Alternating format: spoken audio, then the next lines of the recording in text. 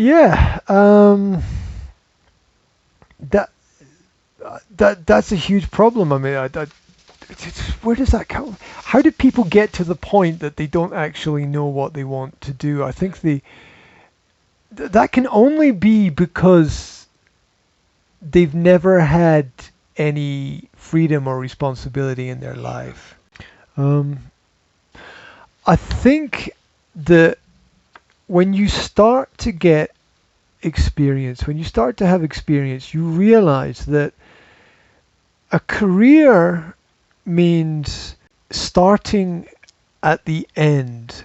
You have to look at where you want to be and then take the steps back all the way to where you are so that you can see how to get somewhere. And this is something that people don't have an opportunity to experience in school because everything is perfectly organized for them. They don't have to plan the end point because there's always somebody telling them what to do, what pages to read, which exams to prepare for, what to study, when to study. They don't tell you how to study because they because they forget about it. Only one plan.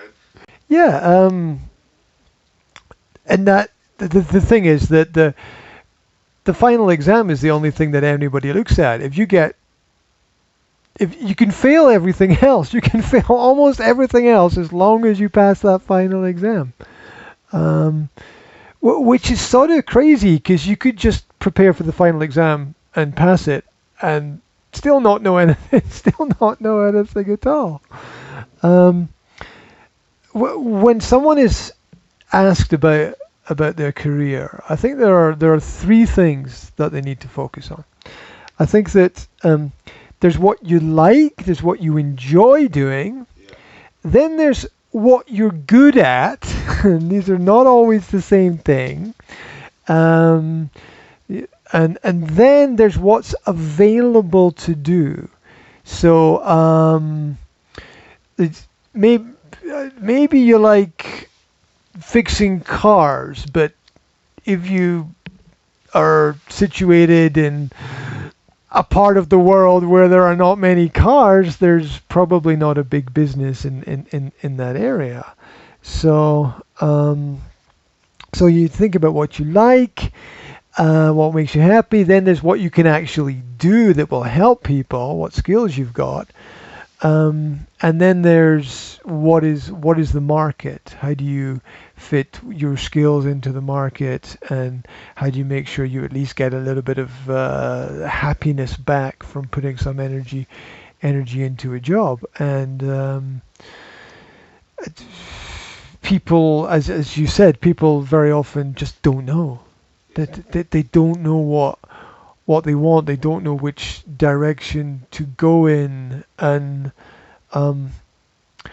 I can understand how that happens because they don't really get any real direction from school. They might not get any real direction from their parents. A lot of people that I work with are very highly motivated, so I know that area of society exists, but I don't work with them a lot because my philosophy with teenagers is you do what I tell you to do or you're out.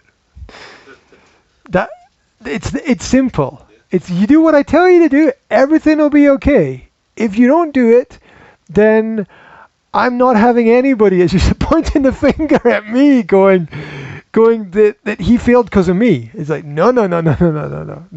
no, right? I can only control what people do when they're here. I cannot control what people do outside. I say I control what I can control.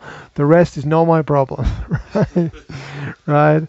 So if I give you a plan, if I tell you what you need to do, if I say I'm here for you, whatever you want, contact me if you need something. I'm here for you, and you fail, it's not. It's got nothing to do with me, right? I'm just a small part of a very big picture, a very big puzzle, and that I learned that the hard way. I learned that because I tried to stand in the middle at some points, and it's not a good place to be. It's standing in the middle is not. It's not a good place to be. It's like you're in or you're out. That's it. Yeah. It's like people say you're married or you're not married. Like there's not really any point. There's not really anything in the middle there, because it's, if there's a question mark, then you're not, okay. You're just not, right.